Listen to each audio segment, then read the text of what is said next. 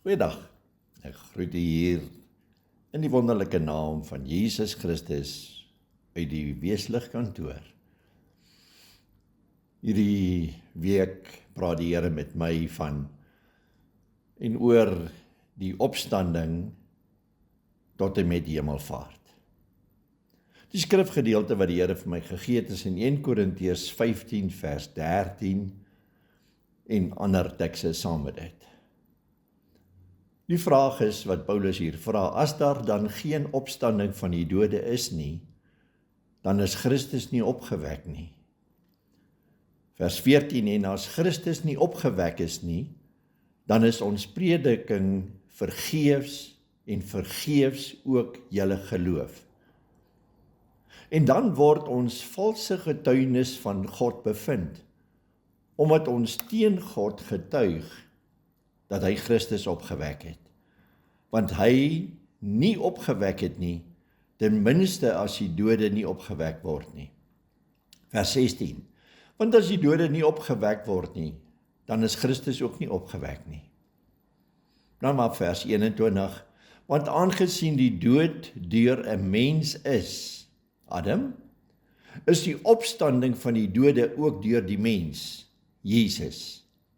Want soos almal in Adam sterwe, so sal hulle ook almal in Christus lewe. In Lukas 24 vers 6 en 7 herinner die woord van die Here ons daarin, dat die engel vir Maria gesê het, hy is nie meer hier nie, maar hy het opgestaan, en dat hy op die 3de dag weer sal verskyn. Die vyande van die Here Jesus wat hom aan Pontius Pilatus oorgegee het om gekruisig te word en wat uitgeroep het dat sy bloed op hulle en hulle kinders moet wees. Hoe snaaks is dit ook al mag klink, was 'n geestelike leier van daardie tyd en sedert Christus gekruisig is en in die goed verseelde graf weggebêre is, was hulle doodseker dat hulle die misleier van hulle tyd, naamlik die man van Galilea, verwyder het. Hulle geloofswaardigheid kom in gedrang toe hulle die woorde geuiter het, dat toe Jesus hierdie woorde geuiter het, dat hierdie tempel moet afgebreek word en dat hy dit na 3 dae weer sal oprig. Hulle moes aan hierdie woorde, wat Jesus ook gesê het, daarom het die Vader my lief, omdat ek my lewe afgelê het, sodat ek dit weer kan opneem. Niemand neem dit van my af nie, maar ek lê dit af uit myself. Ek het die mag om dit op te neem, of om dit af te lê. Hierdie bevel het ek van my Vader ontvang. Hoewel hulle hierdie woorde gehoor het, kon hulle nie die mystieke tyd daarvan verstaan nie. Hulle het gesien toe hy Lazarus uit die dood uit opgewek het, en tog is hy nou dood.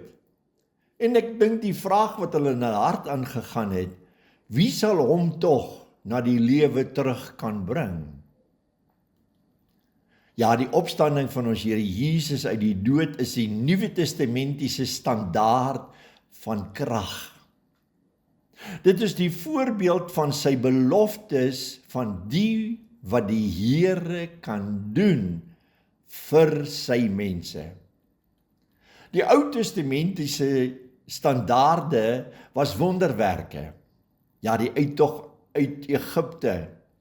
Moses tot Maleagi was die uitnodiging, die Rooi See as die volmaakte voorbeeld van die krag van die Here om hulle te help en te red. In die Nuwe Testament is die Rooi See vooraf gegaan deur die leë graf. En die opstanding van ons Here Jesus uit die dode, wat as voorbeeld vir Christen staan, as die grootste bemiddeling van die almagtigheid van ons Here, en die standaard wat die Here kan doen, vir die wat aan hom glo. Ja, die deurtrek deur die Rooi See vir elkeen wat wil, kan gebeur. Dit openbaar die oorwinning oor elke gesag wat die menslike lewe mag affekteer. In die opstanding toon God sy krag om alle fasette van die lewe te kom herstel. Ja, 3 keer sien ek in die woord van die Here het Jesus mense uit die doodheid opgebring. Die eerste is die dogtertjie van Jairus. Die tweede een is die seun van die weduwee van Nain. En Lazarus van Betanië.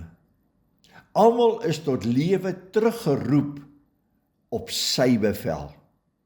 Die Here Jesus was nie teruggeroep nie, maar hy het uit die area van die dood gekom deur die proses van die krag van God wat in hom en deur hom gewerk het. Prys die Here daarvoor. Hy is die eersgeborene uit die dode en hy kan nie meer sterf nie. Daarom vergelyk ek wedergeboorte met die Rooi See in ons lewens. Dis die gelyke van die opstanding.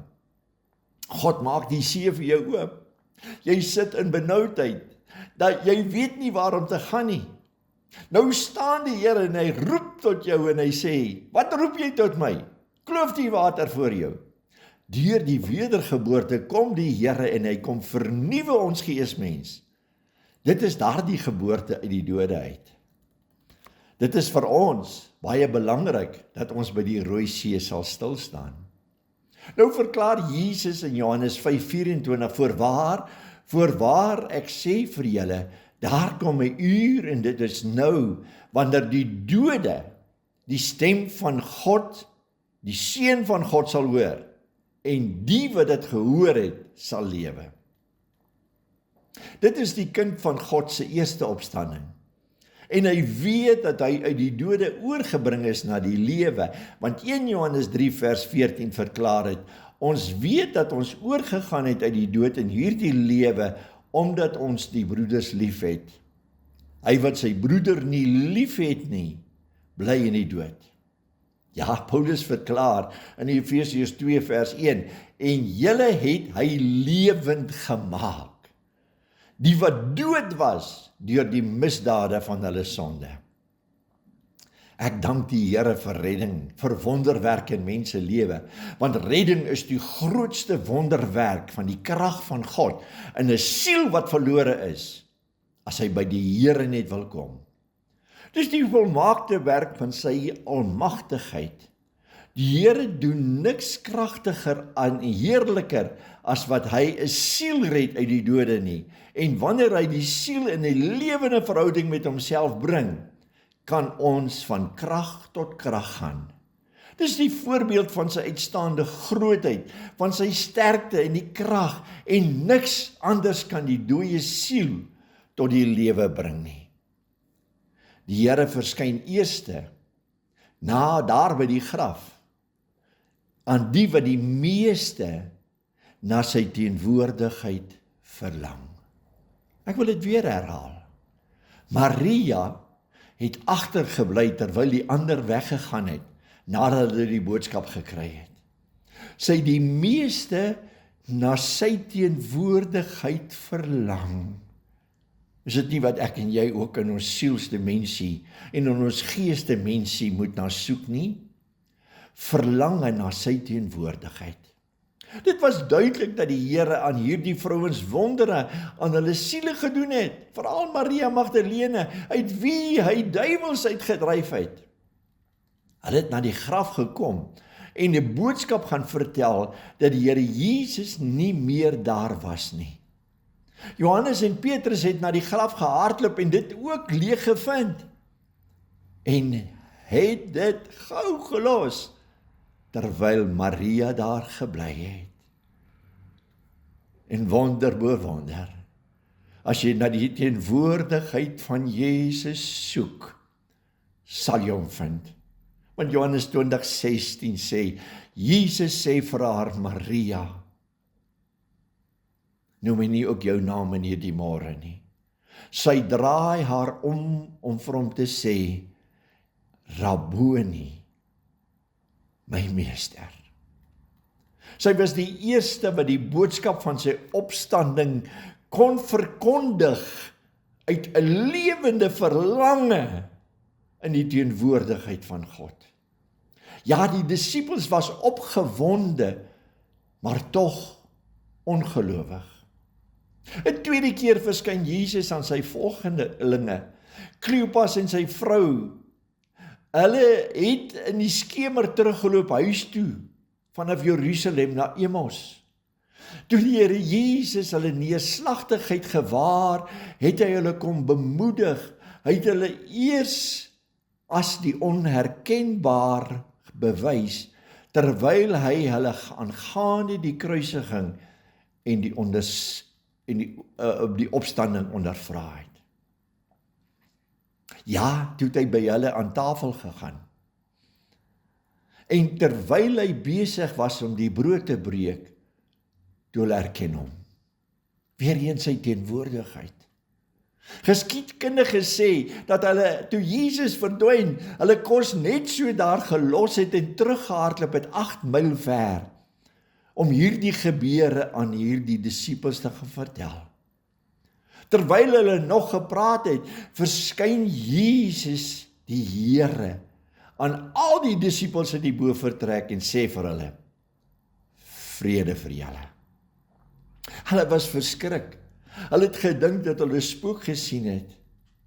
Daar was daarna minstens 12 kere wat die Here Jesus in sy verheerlikte staat aan mense verskyn het. En waarskynlik veel meer, omdat hy 40 dae tussen hulle gewandel het en God die Vader se teenwoordigheid aan hulle kom skenk het. Nou lees ek in 1 Korintiërs 15 dat hy minstens aan 500 verskyn het. Hoekom was dit nodig?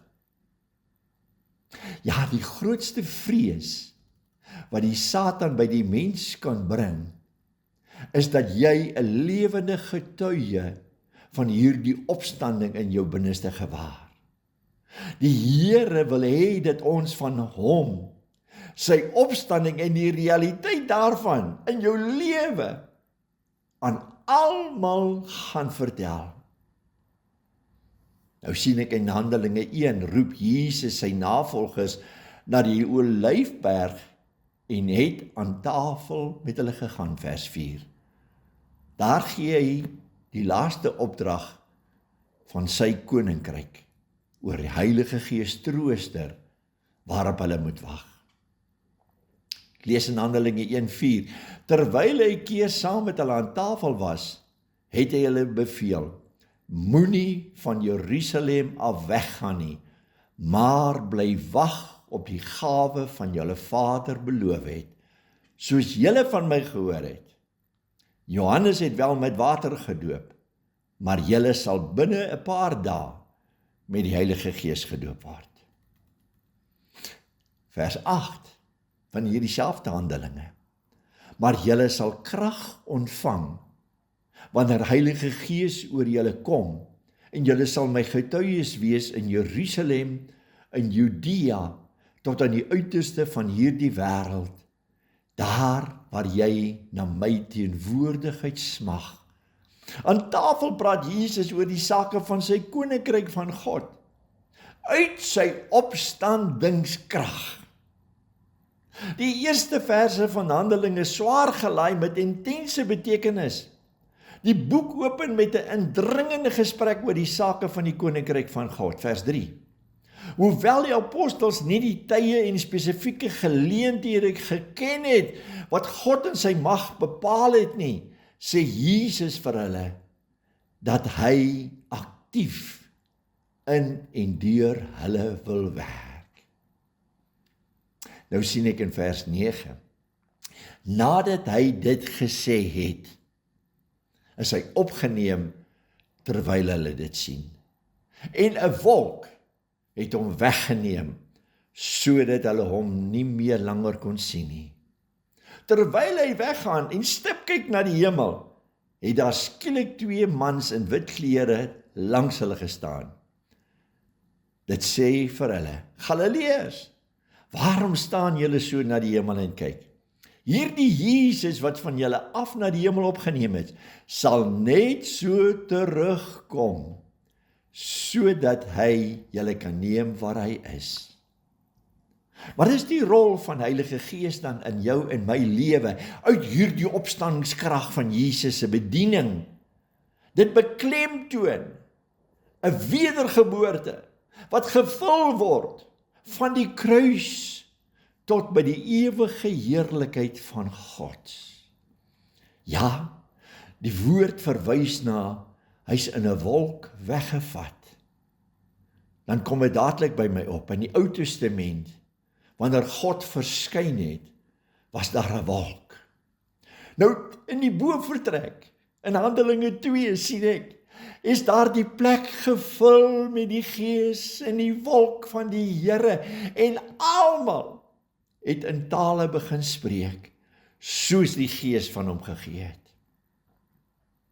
Deur sy hemelvaart is daar 'n boodskap vir jou en my. Hierdie Jesus gaan sit aan die regterhand, maar hy gaan weer kom.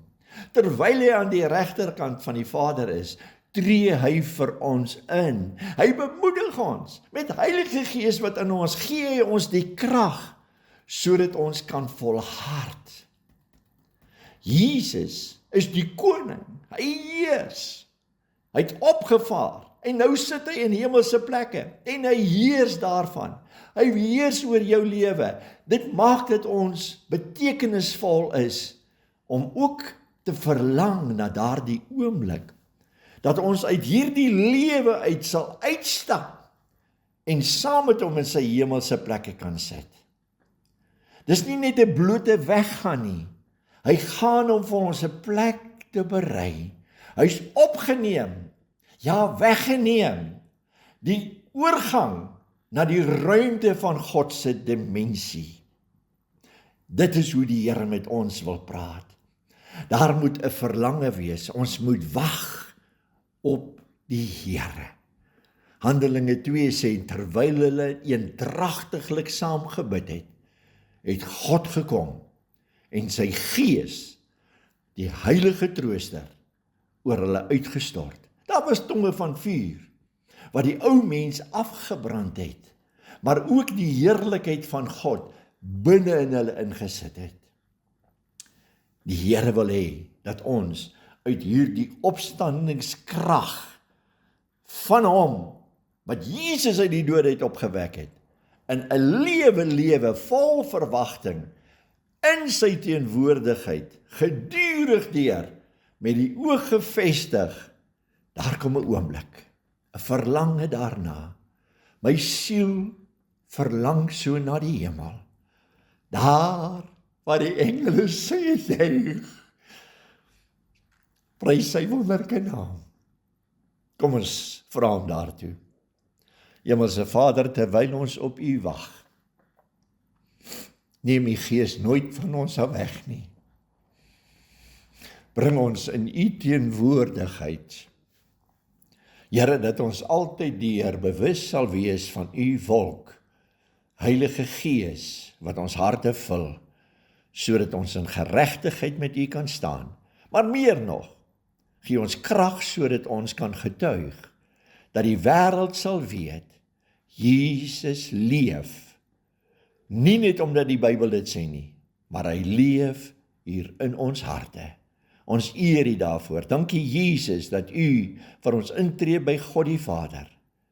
Word dan verheerlik in alles wat ons doen, in Jesus naam. Amen en amen. Shalom, tot 'n volgende keer.